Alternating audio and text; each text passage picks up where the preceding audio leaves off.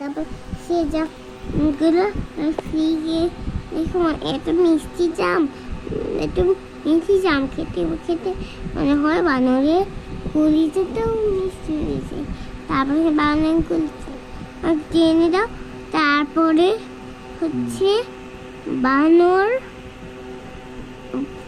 কুমির হচ্ছে বানরের কলিজা টেনে দিতে গেল। তখন বলল আমার স্ত্রী তোমাকে তো দাওয়াত দিয়েছে। তারপরে বানর লাফ দিয়ে তার পিঠে উঠলো।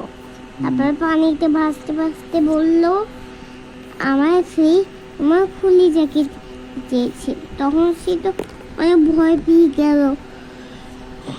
তখন সে একটা বুদ্ধি বের করলো।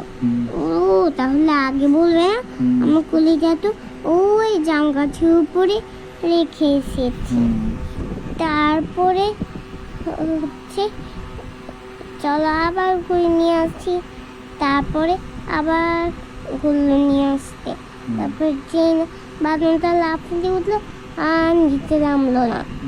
ছেলেটা চিনতে কালো লেনেটি চলনে সাথে নালে কাজি জানে দদি লাতুরে টিং কথা না তিরা কালিটি ওনে সাবিরে খাতারে তো নপতেরে ওন্দা লালি লকনে নাজারে তিতা লারি উলটি নদে রাতা তনি নদী কালারে সে ডালিং হাতে চেচে তনতানি তারা গ্রেনে গানু তারা সে ডানুতে কান্দি হনরে তো যাও।